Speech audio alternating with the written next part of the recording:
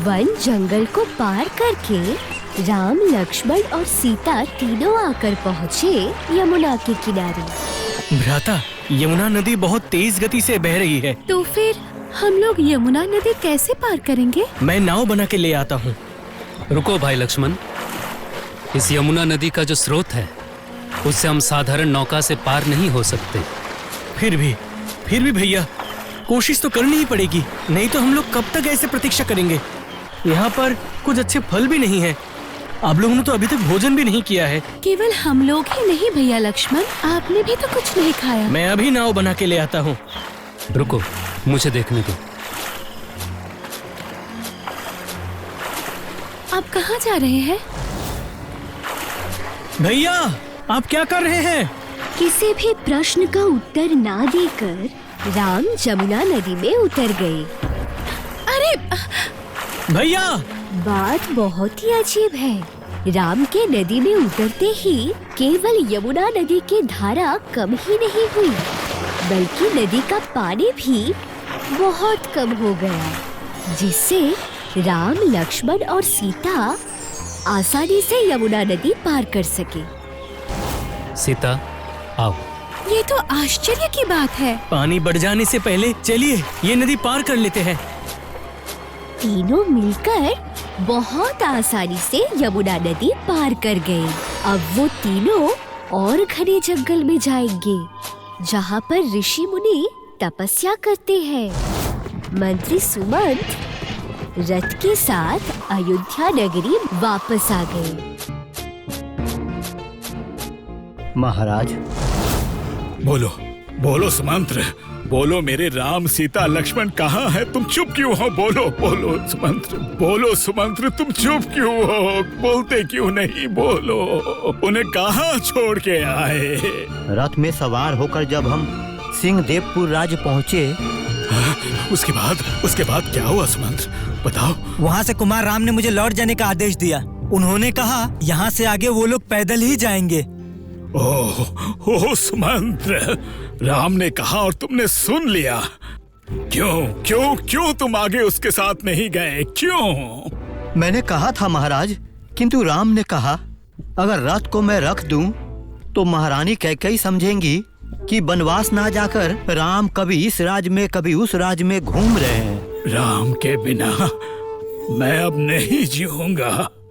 इस सच्चाई को तुम मान लो बड़ी रानी। सुनो, कोई है? महारानी आपने बुलाया? छोटी रानी सुमित्रा को अभी सूचना भेजो और मजरी रानी को भी बगल वाले कक्ष में बैठाओ। ठीक है रानी माँ। महाराज बहुत बीमार है, बड़ी रानी अभी सबको बुला रही है। अभी? कौशल्या दीदी, क्या हुआ दीदी?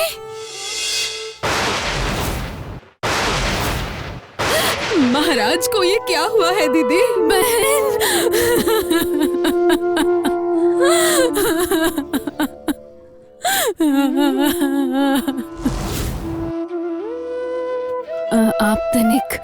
आप तनिक समीप आइए कुल पुरोहित जी। महाराज, आप अपने मन को शांत कीजिए। जो भी हुआ सब प्रभु की ही इच्छा है और जो होगा वो भी प्रभु की ही इच्छा होगी। यहाँ पे आपकी और मेरी कोई इच्छा नहीं चलेगी। बिल्कुल सही कहा आपने सही कहा मुनि वशिष्ठ, बिल्कुल सही कहा। जो होना है वो तो होगा ही। जो होना था वो आज रात के भीतर ही मैं इस धरती का मोह त्याग कर चला जाऊंगा। मेरे राम को छोड़कर मैं चला जाऊंगा।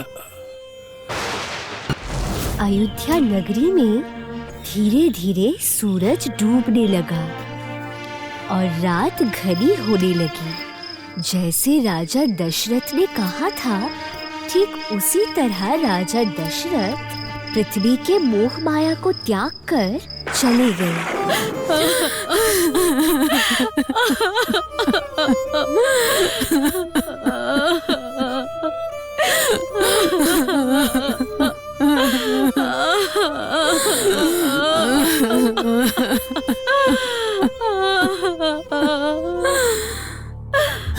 मैं ये औषधि लेके आया हूँ। महाराज महाराज महाराज, वैद्य जी।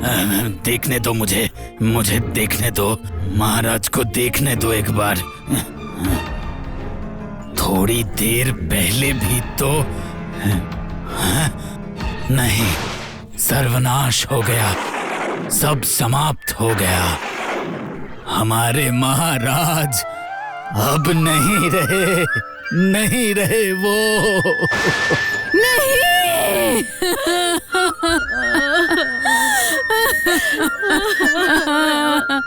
ये क्या हो गया महाराज, ये क्या हो गया? वो देखो, सब लोग देखो उस तरफ। क्या?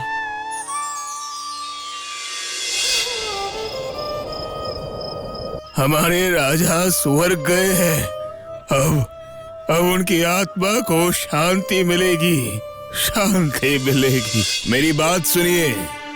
आप लोगों को ज्ञात है कि कुछ क्षण पहले हमारे और हम सबके प्रिय राजा दशरथ हमें छोड़कर स्वर्ग लोक चले गए। अयोध्या राज में इस समय कोई राजा नहीं है। भरत और शत्रुघ्न को तो संदेशा भेजना होगा। राजा दशरथ अब नहीं रहे। जितना शीघ्र बता दिया जाए उतना ही अच्छा है। उसके साथ हमें यह भी तो बताना होगा कि उनके भ्राता राम ये अयोध्या का सिंहासन और राज्य दोनों ही त्याग कर चले गए। नहीं। मेरा अनुभव कहता है कि भरत और शत्रुघ्न को अभी सब ना बताना ही बेहतर है। आपको क्या लगता है सुमंत? हाँ, मामा के घर से दोनों भाई खुशी खुशी लौटेंगे। इतनी दुखद सूचना पाकर वो लोग इतना लंबा रास्ता शांति से नहीं तय कर पाएंगे। शोक के समय मनुष्य कभी भी गलत कदम उठा सकते हैं। दुख के कारण मनुष्य अपनी सोचने की शक्ति खो बैठते हैं। तो अब हम लोग क्या करेंगे मंत्री जी? राजा के बिना राज्य मतलब अशांति, डकैती, लूटपाट बढ़ेगी, अन्याय भी बढ़ेगा, अयोध्या राज्य में पाप बढ़ेगा। इसलिए सेनापति, आज्ञा दीजिए कुलपुरोहित। जो सबसे तेज भाग सके ऐसा घोड़ा तैयार कीजिए और सीधा उसे भेजिए भरत शत्रुघ्न के मामा के घर। भरत जितना शीघ्र लौटेगा उतना ही मंगल होगा। जैसी आपकी आज्ञा महामंत्री। अयोध्या से रथ निकल पड़ा भरत को सूचना देने के लिए।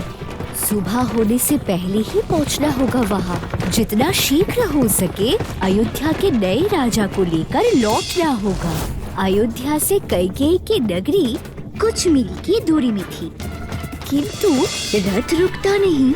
शीघ्र ही अगर भरत को अयोध्या में नहीं लेकर आया गया तो समस्या हो जाएगी। उस रात शत्रुघ्न निश्चित होकर सो तो गया, किंतु भरत को बिल्कुल भी नहीं नींद आई। पूरी रात वो बुरा स्वप्न देखता रहा।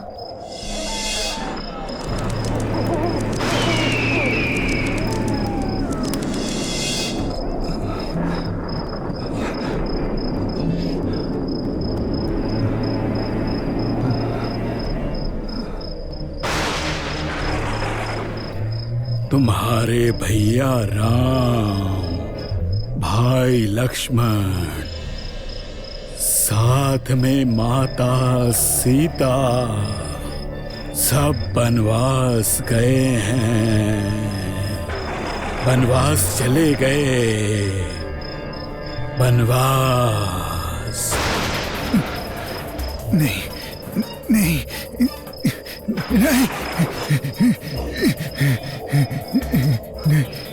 नहीं नहीं।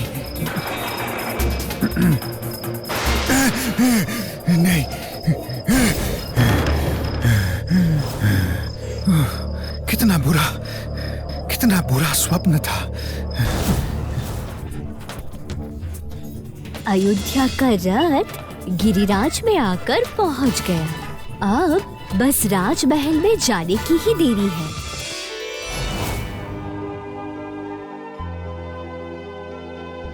बैठो भरत। उसी समय राजसभा में आकर पहुँचे अयोध्या के दूत।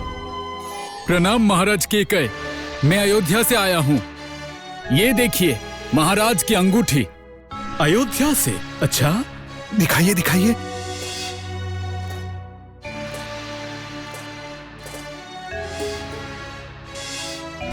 हाँ, ये तो पिताश्री की अंगूठी है। बताओ दूत, अयोध्या से क्या संदेश है? मेरे पिताश्री कैसे हैं? ठीक है, महाराज आपसे भेंट करना चाहते हैं। महाराज, ये सूचना मिलते ही दोनों कुमार अयोध्या के लिए रवाना हो जाए, ऐसे कहने के लिए मुझे कहा गया है।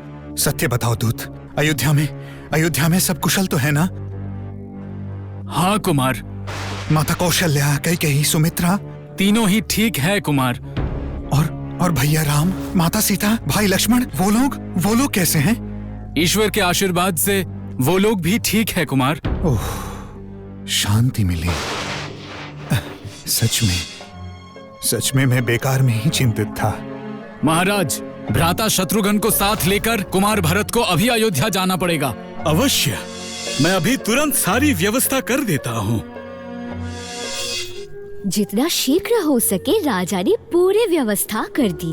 भरत और शत्रुघ्न आकर नाना नानी के पैर छूकर उनका आशीर्वाद लिया। राजा रानी ने भी उनको दिल खोलकर आशीर्वाद दिया और बहुत सारा सोना चांदी भी दिया। अपना ध्यान रखना भरत, अपना ध्यान रखना शत्रुघ्न। अपना ध्यान रखना भरत, अपना ध्यान रखना शत्रुघ्न। अपना ध्यान रखना भरत। गिरिराज मामा के घर में रहकर भरत और शत्रुघ्न निकल पड़े अयोध्या के लिए। राजा केकक और रानी अपनी दोनों नाती को विदा किया। भरत और शत्रुघ्न को असली सूचना ना देकर अयोध्या की तरफ रथ चल पड़ा। गिरिराज से जब रथ अयोध्या में आकर पहुंचा, तब सूर्यास्त हो रहा था। पूरी अयोध्या नगरी रो रही थी और उनकी पुकार अयोध्या में गूंज रही थी। सब बहुत रो रहे थे। सारथी धीरे चलाइए।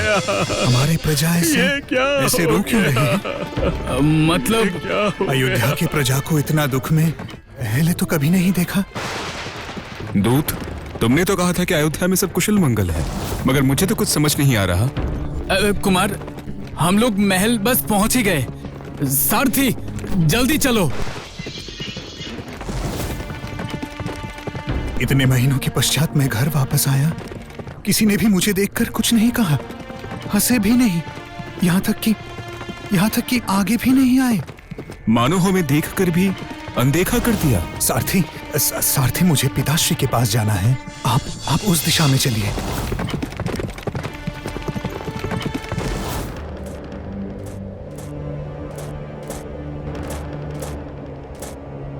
पिताश्री, हम आ गए। पिताश्री, क्या पिताश्री अंदर हैं? आओ शत्रुघ्न।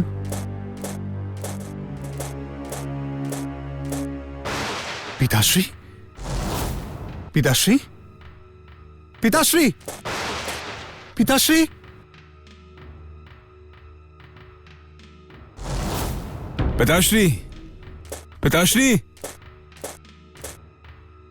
कक्ष में तो कोई नहीं है। ऐसा तो कभी नहीं हुआ। पिताश्री को हर समय यही देखता आया हूँ। आज पहली बार देख रहा हूँ ये कक्ष खाली है। क्यों? चलिए, हम माता के पास चलते हैं। माता बता पाएंगे कि पिताश्री कहाँ है। उत्तम, यही करते हैं। इस पूरी अयोध्या नगरी में केवल एक ही है जो बहुत खुश है। वो कोई और नहीं, महाराज दशरथ की सबसे प्रिय रानी कैकेयी। माता, मेरी भरत की पुकार है ना ये?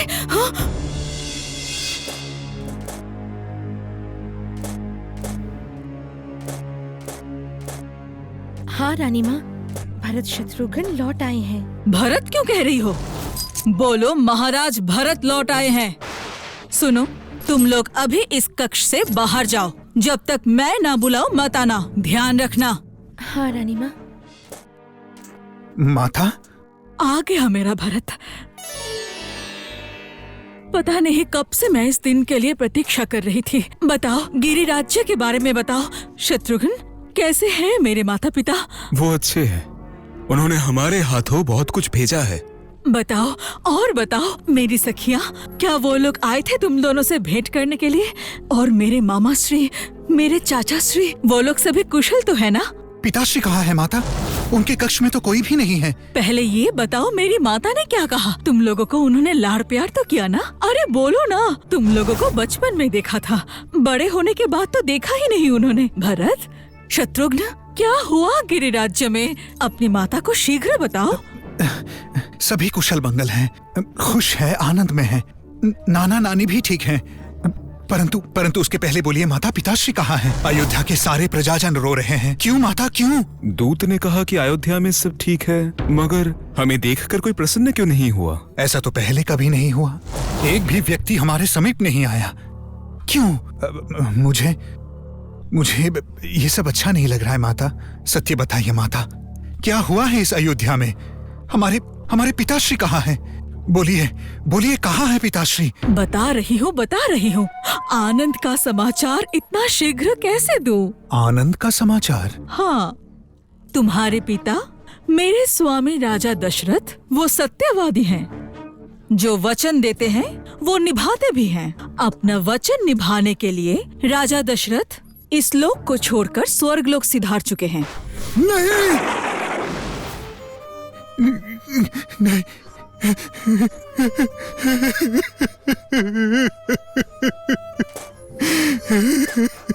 क्या पिताश्री? पिताश्री?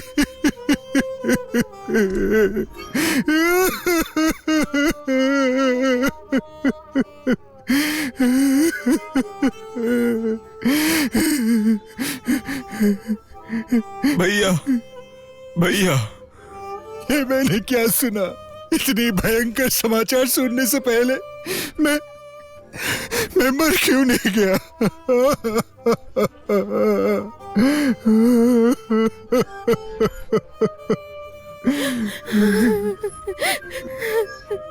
ये सब मुझसे देखा नहीं जा रहा है। ये समय शोक मनाने का नहीं है पुत्र। शत्रुघ्न, अपने भैया को संभालो। ऐसे बैठकर रोने का समय नहीं है। अयोध्या का सिंहासन भरत के लिए प्रतीक्षा कर रहा है। क्या कहा आपने? जो सुना मैंने वही कहा। चलो शीघ्र तैयार हो जाओ। राज सिंहासन पर बैठना जो है, तुम्हें तो ज्ञात है कि राज सिंहासन में राजा का बैठना आवश्यक है। आप ये क्या कह रही हैं माता? पिताश्री के पश्चात सिंहासन पर बैठेंगे भ्राता राम, यही तो नियति है। तो आप ऐसी बातें क्यों कह रही हैं माता? क्यों कह रही हैं? भैया राम, माता सीता, ये लोग कहाँ हैं? कोई भी तो नहीं दिख रहे हैं। लक्ष्मण, मेरा प्यारा भाई लक्ष्मण कहाँ है?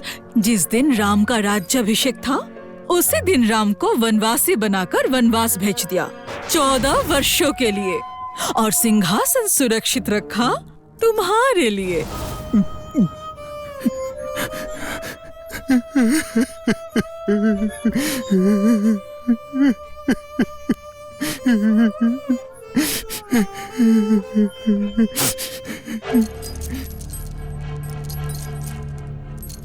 तुम यहाँ हो भरत?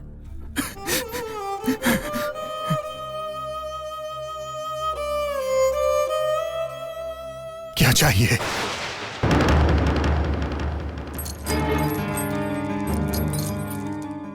ये किस तरह बात कर रहे हो?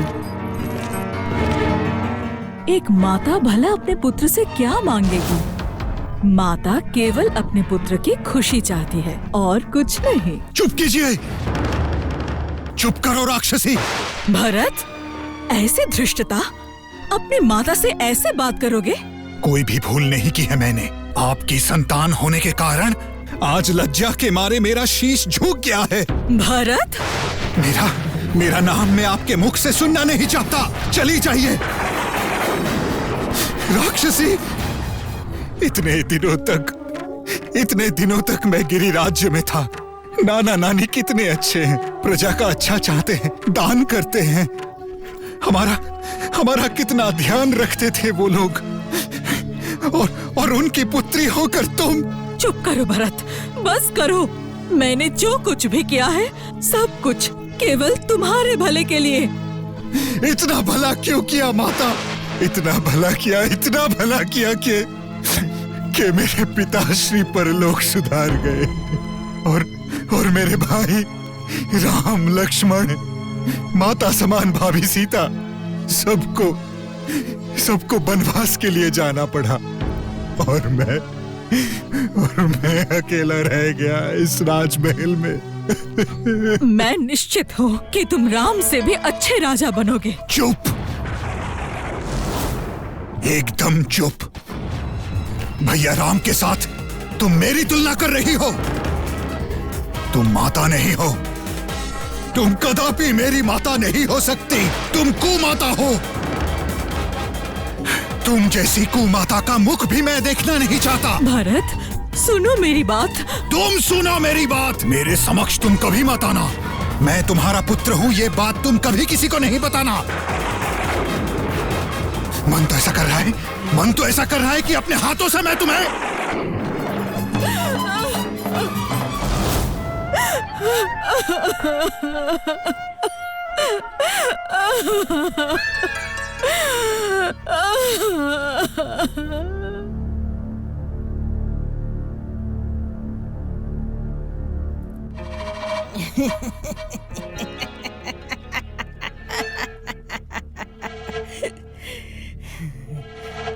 लो कर लो बात। अरे इतना रो मत। सुनो, एक बार मेरी बात तो सुनो।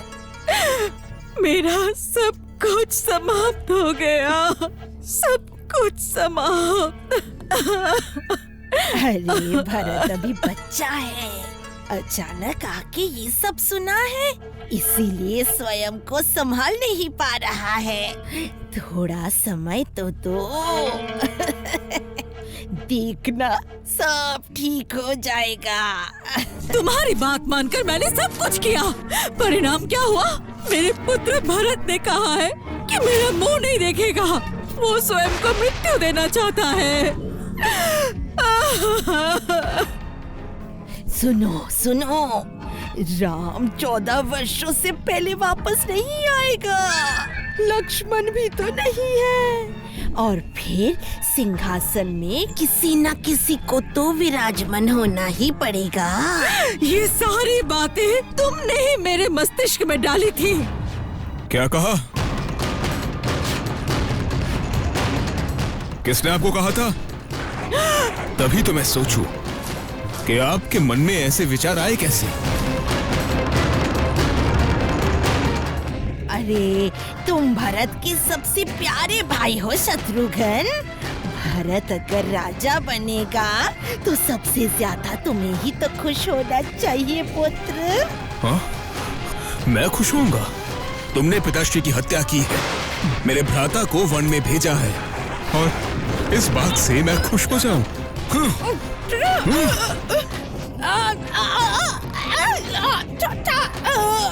छोड़ दो मुझे, छोड़ दो। लगने दो माता, तो बोली आपने जो किया है। सब उसी की बातों में आकर, पता नहीं कैसे उसकी बातों से मैं प्रभावित हो गई।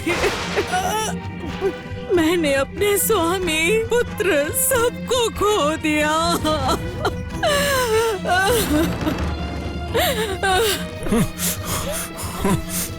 हमारे महल में रहकर तुमने हमारे साथ इतना बड़ा छल किया। छोड़ दो मुझे, छोड़ दो,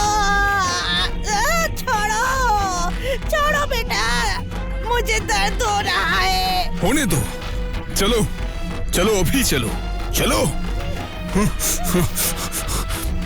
चलो चलो चलो, अभी भैया के पास चलो, भैया को जाके सब बताऊंगा। चलो।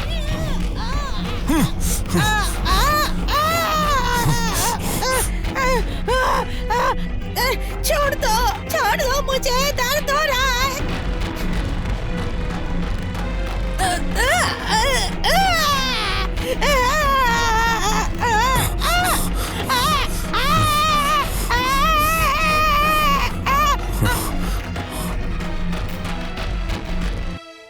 माता सीता को भी वनवास जाना पड़ा। ये सब मेरी माता के कारण हुआ। सब दोष मेरी माता का है।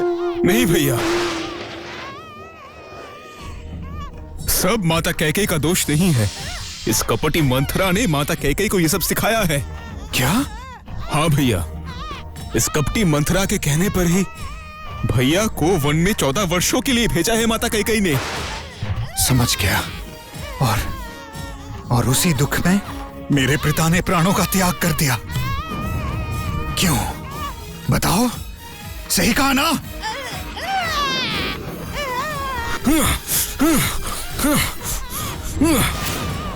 ये बात कहने के लिए तुम अब तक जीवित क्यों हो? क्यों जीवित हो? सब भरत के लिए की थी मैंने, अपने भरत के लिए। आज मैं तुम्हें जान से मार दूंगा। सब खोया हमने सब खोया। तुम्हारे कारण आज हमने सब कुछ खो दिया। शत्रुघ्न रुक जाओ और मत मारो इसे।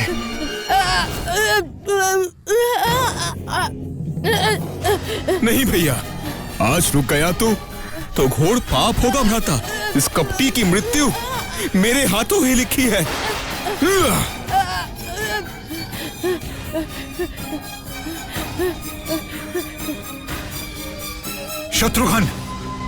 शत्रुघ्न, अगर तुमने इसे मार दिया तो भैया राम तुम्हें कभी क्षमा नहीं करेंगे। क्या कहा? भैया राम मुझे क्षमा नहीं करेंगे? नहीं करेंगे। नारी हत्या महापाप होता है शत्रुघ्न। ठीक है, जाओ, मैंने तुम्हें छोड़ दिया। उठो।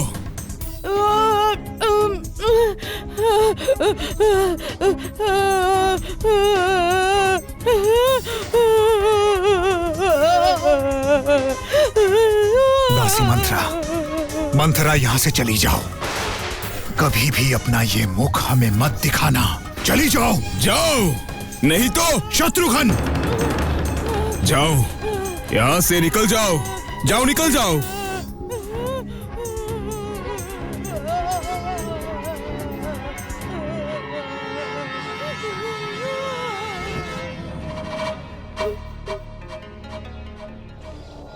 पूरी अयोध्या नगरी में शोक छाया हुआ है, क्योंकि महाराज दशरथ पुत्र शोक के कारण स्वर्ग सिधार गए हैं।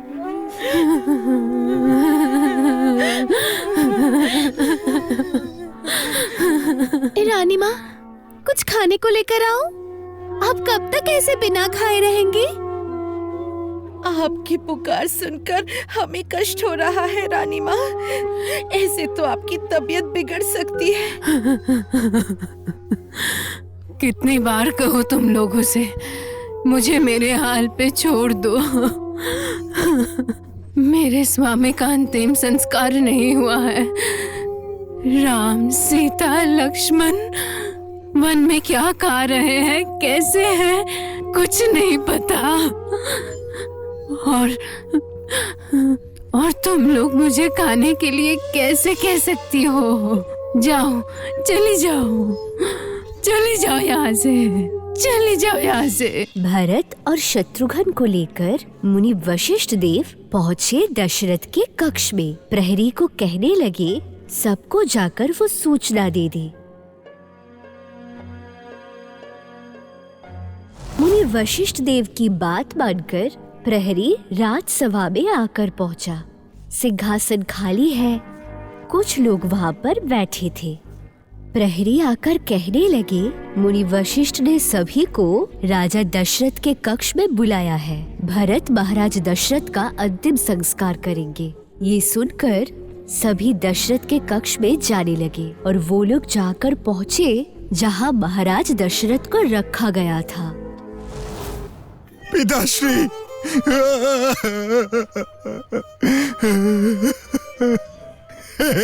ईश्वर,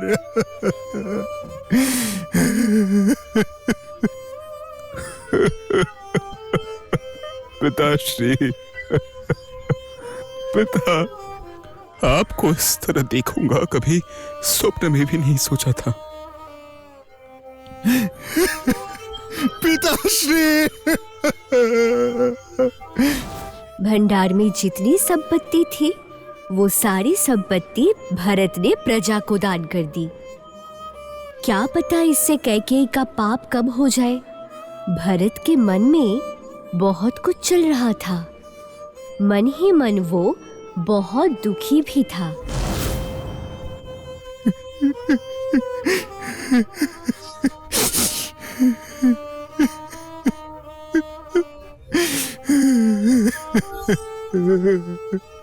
अब तुम अपने कर्तव्य का पालन करो भरत।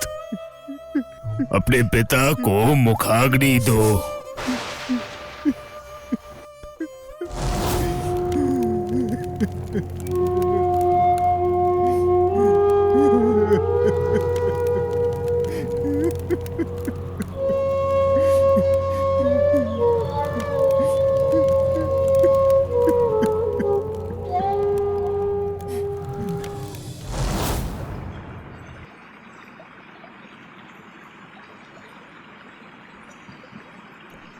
पिता की अस्थियों को विसर्जित करके भरत किनारे पर आ गए। नष्ट करने का समय हमारे पास नहीं है। आओ आओ भरत, अब तुम्हें ही सब संभालना होगा। पिता को मुखाग्नि जिस तरह तुमने ज्येष्ठ पुत्र की तरह दी, वैसे ही अब सिंहासन पर भी तुम ही बैठोगे। नहीं, कदापि नहीं। ये सिंहासन भ्राता राम का है। मैं इस सिंहासन पर नहीं बैठूंगा। पहले तुम थोड़ा शांत हो जाओ भरत। ये कर्तव्य तुम्हारा है। अभिषेक का समय हो गया है। यहाँ उपस्थित सारे ऋषिगण, आप सब भरत का अभिषेक आरंभ कीजिए। मेरे प्राण रहते मैं अयोध्या का राजा कभी नहीं बनूंगा, कभी भी नहीं। ये तुम क्या कह रहे हो भरत? क्या अयोध्या का सिंहासन खाली ही रहेगा? नहीं मुनिवर, सिंहासन खाली नहीं रहेगा। इस सिंहासन पर वही बैठेंगे।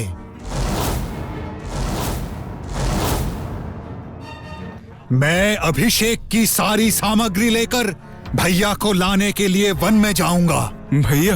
भैया राम ही होंगे राजा, और मैं भैया राम की जगह 14 वर्ष वनवास काटूंगा।